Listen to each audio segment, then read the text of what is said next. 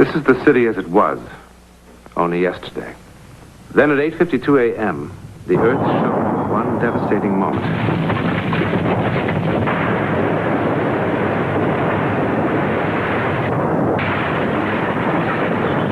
Now, this is the city. A graveyard without limits.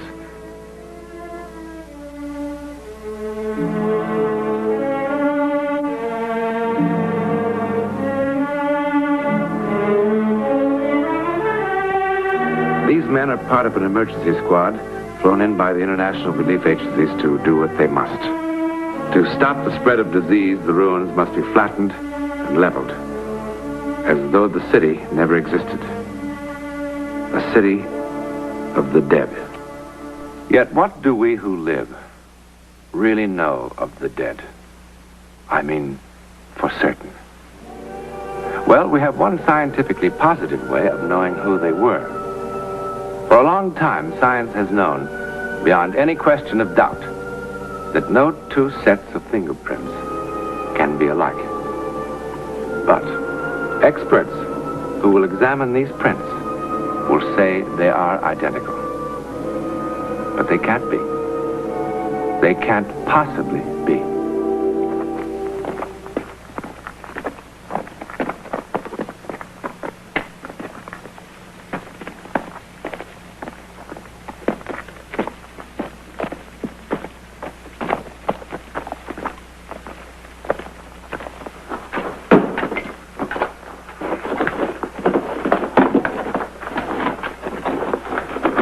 Doesn't make sense.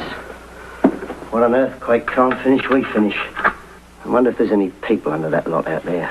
I'm sure there are. I mean, still alive. It's been 12 days now. I was at casino. I mean to say I've seen a real beat-up place, but bombs and guns can't touch this lot here. 1 minute you got a city of 50,000 people minding their own business, and the next minute, wallop. Stand clear! You're a talker, you know that? Why should we add an insult to injury? Because in 4 hours the bulldozers move in and we gotta get it neat and tidy for them. Okay? Okay. Is that or the plague?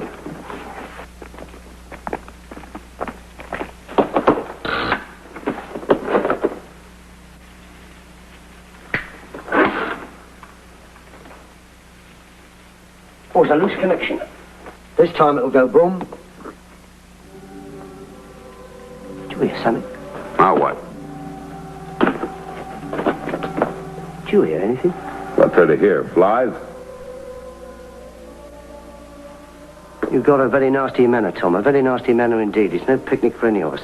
I tell you, I did hear something. I don't know what it was, but it was something. Like what? Well, like something. It came from out there. You better get back to camp and lie down for a few hours. No, wait. I tell you, there was something. And it came from out there. You heard a rat. Every good city has its rats. You heard a lucky rat. Look, there was something. Wait, just a minute. It came from out there. I tell you, I did hear something. All right. Both listen.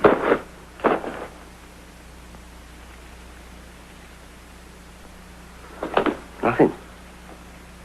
Nothing.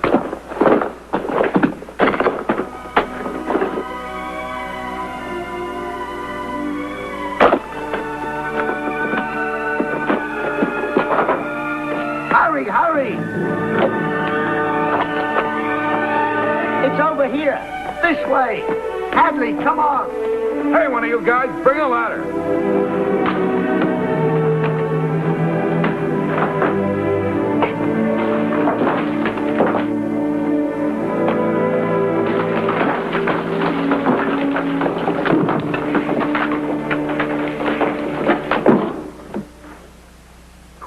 We knew you would come for us.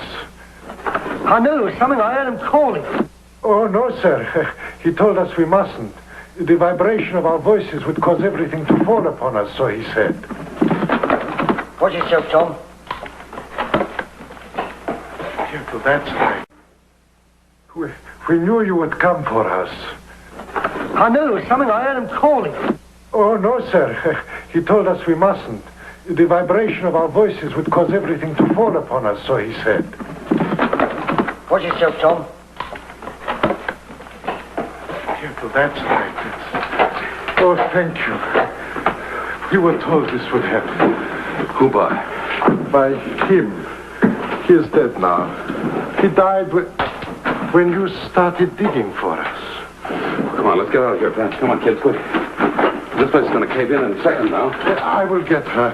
He kept us alive. She's saying goodbye to him. Come, darling. Up you come. Now, there, darling. Come on, my love. Watch it now. One of your teachers? No, we never saw him before. I think he was an American. Careful now. Careful. When the earthquake started, he must have been passing in the street and then rushing here for protection. I cannot begin to tell you what he did for us. There was no food or water, of course. Our cries could not be heard. But he would not let us die. He joked. He was tender. He forced us to live. And all the time he was dying. Hey, come on! I'm coming. Come on, Father. Watch your head there. Don't worry now, I've got you. I'm a big man, huh? Give me a hand, Father. That's it. Come on now. Use your hand. All right. There's a guy down here dead. An American.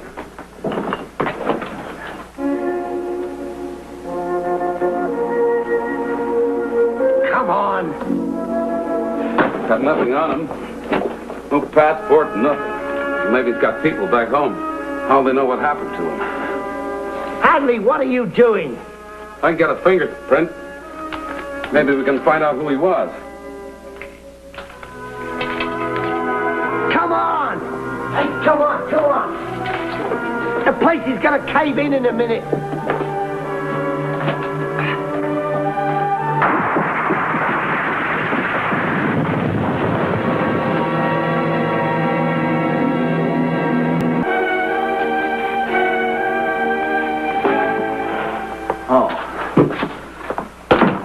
Sorry to have kept you waiting so long, Mr. Hadley.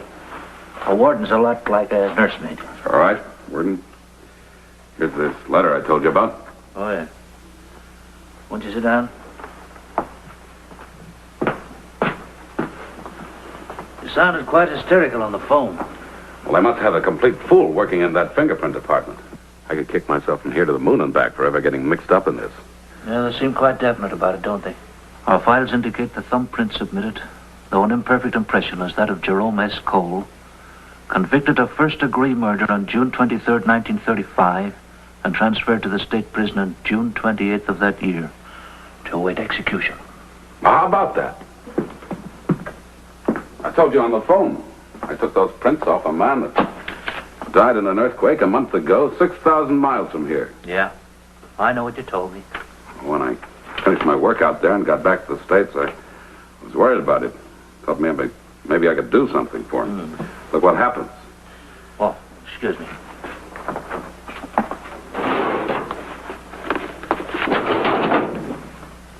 Is this the man? Yeah. But it can't be. Unless this Cole has a twin brother. He didn't have. Someone that looks just like him then. The same fingerprints? But how in the world could he... I don't know. I can tell you what I do know. He was scheduled to die on September the 21st, 1937, for brutally killing a man during a robbery. Cole had been scheduled to die 5 other times before, but each time the governor or the courts gave him a stay. Now he had less than 12 hours to live. He was a smart, tough little man.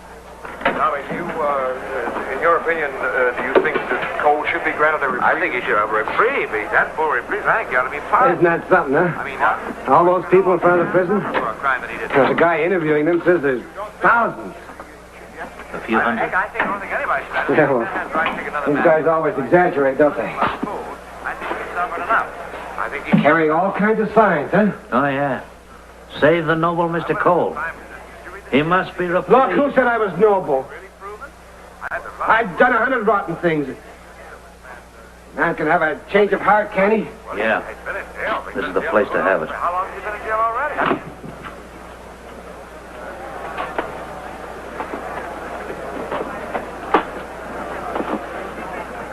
gonna miss the old warden. There's a man from the Aid of the Blind Association in my office. He needs your signature of these forms.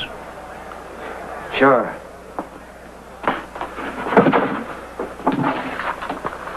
Here. You act like it's nothing. You know the two people are going to be able to see again because I signed this little paper? Yes, and I'm sure your lawyer will see the afternoon papers carry the full story. Your body for cancer research. Your brain for psychological investigations. The corneas of your eyes for the blind. Get off my back. Oh, I admire that little touch last time. It was just before you got your fourth stay of execution, wasn't it? Leaving whatever money you had to a juvenile home. So as other misguided lads wouldn't end up like you. You're going to do so much for suffering humanity after you're dead. If I tried, I could convince you how sincere I really am.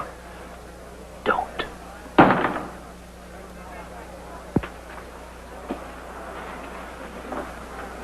I won't. Because you couldn't keep me alive for 3 minutes past 10 o'clock. But the governor can. And he's elected by the people. Like those people outside, for instance? For instance, you know that a 17-year-old girl is going to get one of my eyes? A poor blind kid? Look, Warden, Sam has shaved my head so many times my scalp's sore. Can he wait? For what? I've still got plenty of time. Well, the radio says there's 2 lawyers with the governor right this minute. Petitions with 20,000 signatures. A guy in Copenhagen even offered to take my place. Cut his hair. Sir, your office on the phone. Governor's secretary wants to talk to you. We'll take it on that extension.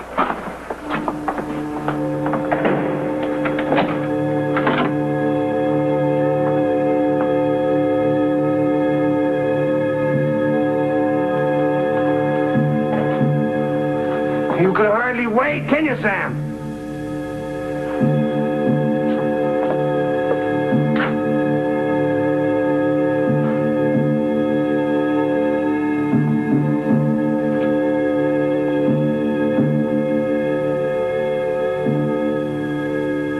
Your sentence is commuted to life imprisonment.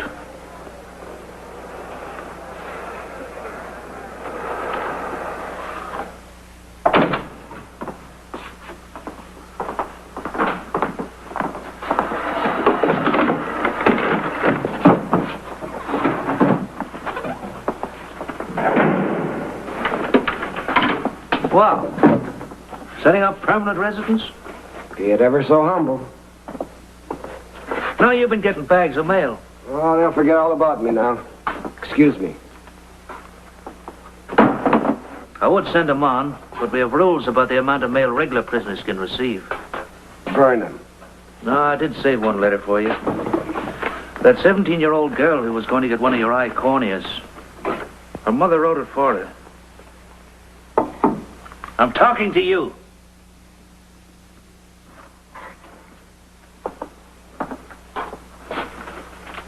Dear Mr. Cole, my mother is writing this letter for me. I had to let you know how happy I am that your life was spared, and to thank you so much for what you wanted to do for me. I have heard so many wonderful things about you on the radio. It is so wonderful that after committing a mortal sin, you found your soul while waiting to die. Instead of being bitter and afraid, as I often am, you thought only of others. Oh, you love this bit. You've sure proven that you can find the meaning of life only when you reach out to another human being and try to ease his sufferings. Mr. Cole, a person like you makes one truly believe in the power of the spirit, in the human soul. Sincerely, Emily Fraser.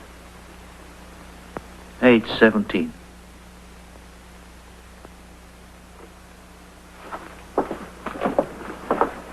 If you'd like to reply, I'll give you permission.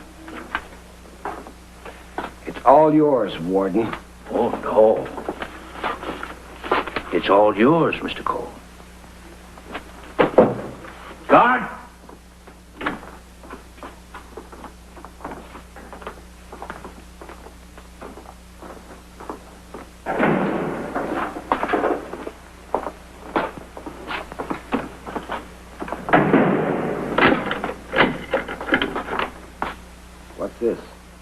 Warden says it's yours. He said you probably wouldn't have the guts to look at it. He did, huh? He's got me all figured out, hasn't he? Well, you tell him I like it. Tell him it goes well with the furnishings.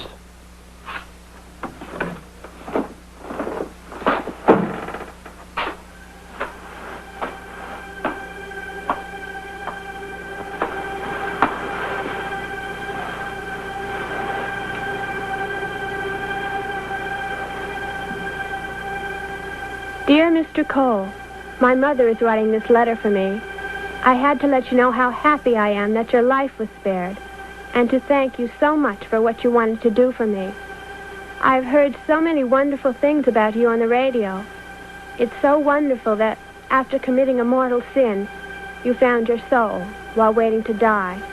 Instead of being bitter and afraid, as I often am, you thought only of others. You've sure proven that you can find the meaning of life only when you reach out to another human being and try to ease his suffering. Mr. Cole, a person like you makes one truly believe in the power of the spirit in the human soul.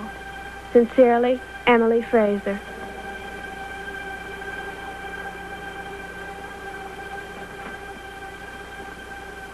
Thank you so much for what you wanted to do for me. Thank you so much for what you wanted to do for me. Dear Mr. Cole, dear Mr. Cole, dear Mr. Cole. Mr. Cole, a person like you makes one truly believe. A person like you makes one truly believe. A person like you makes one truly believe. Truly believe.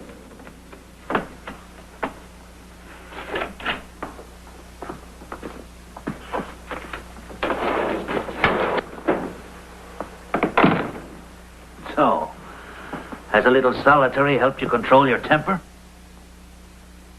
Take him back to his regular cell. And back to the letter, huh? In a nice new frame? Why does the letter bother you so much? You should be flattered. The person she describes as practically a saint.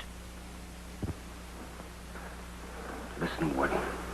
I can't look at it anymore. You don't have to. I've taken it away.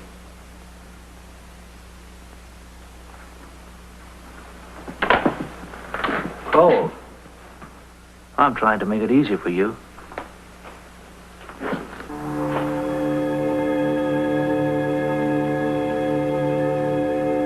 Why aren't you in bed? Dear Mr. Come on, hit the Dear sack. Mr. Cole, thank you so much for what you wanted to do for me. Thank you so much for what you wanted to do for me. A person like you, You know the rules. you thought Cole. only of others. You Don't thought you? only of others. Don't be ridiculous. What do you mean ridiculous? It's out of the question. Why? One eye is all I need for all the swell things I can see around here. Besides, with me, it'll be in all the papers. Well, sure, I might even get myself a parole. Cole gives one eye to a blind girl. Worked like a beaut the last time. I'll say it did. Prison board wouldn't allow it. Look, Warden, I read somewhere that some of the guys in one of the prisons, they volunteered to let some of the doctors experiment on them with new medicines. Yeah? Well, I was wondering if there's any chance of that happening around here. I don't know. I've heard nothing about it. Okay.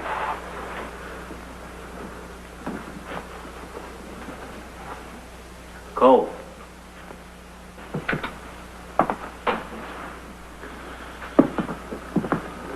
Funny, isn't it? A child can say a truth that none of us would dare put into words. Look, I don't want to hear anything about her.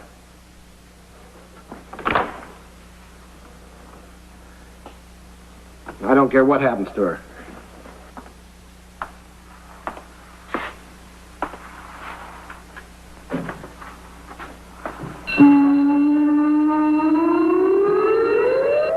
At first I thought... when I got that letter from the fingerprint people, I can't even tell you what I thought. Like I was involved with a ghost or something. Well, I guess there's a logical explanation for everything. 2 and 2 still makes 4. Well, I won't take up any more of your time, Warden. I'd like to thank Well, you. now, You're not the first person to have seen Cole. 12 years ago, I received a letter from an ex-convict who swore he saw Cole helping fight a tenement fire in a slum just outside Rome. 4 years ago, a news magazine carried a little item about a stranger who appeared in a village in the mountains of central Mexico. Cholera had broken out. The way this man helped, well, the villagers, they just made him a god. Then in the midst of it all, he vanished. The description of him: thick set, short black hair, about 35. But the most peculiar thing about him were his eyes, light blue, with an odd kind of stare. Warden, that could have been almost anybody. Oh, no. It was he. And I just wonder how many other places he has appeared as a stranger. What do you mean? That's why I asked you to fly up here. Cole has been on my mind for a long time. Even if it's not for publication, I guess you're not sorry he escaped. Did I say he escaped?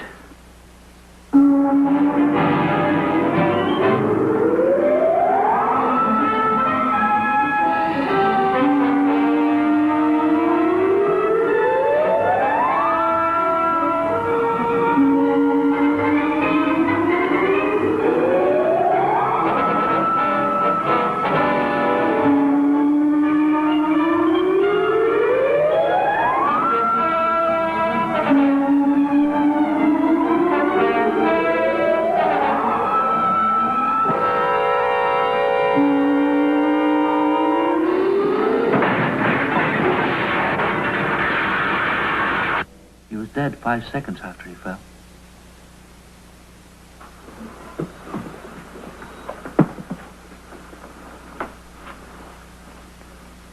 How could he have died then? I saw him die a month ago. I felt him. I touched him. On your way to the airport, have the driver stop for a minute at the Forest Glen Cemetery. His tombstone is near the south wall. I've stood there wondering more than once. Jerome Cole, born July 7, 1907, died January 14, 1938. Rest in peace. That's impossible. Yeah, I know. This is the thumbprint of Jerome Cole, who died in state prison in 1938. This is the thumbprint of a stranger found dead in a cellar 6,000 miles from state prison less than a year ago. Though this one is smudged, it is identical with this one. But we know that no two men can possibly have the same thumbprint. However, that which seems impossible to have happened once, apparently, has happened twice. This is a news article dated May 3rd, 1955. The Brazilian police recently arrested Juan Moreno of Sao Paulo on a charge of armed robbery. They took Juan's fingerprints, and to their amazement, they found they were identical with those of a man who had been hanged for murder in Argentina 9 years before. The hanged man's name was also Juan Moreno, and if he had lived, he would have been the same age as the man under arrest serving his time in prison. Explain it? We couldn't possibly even try.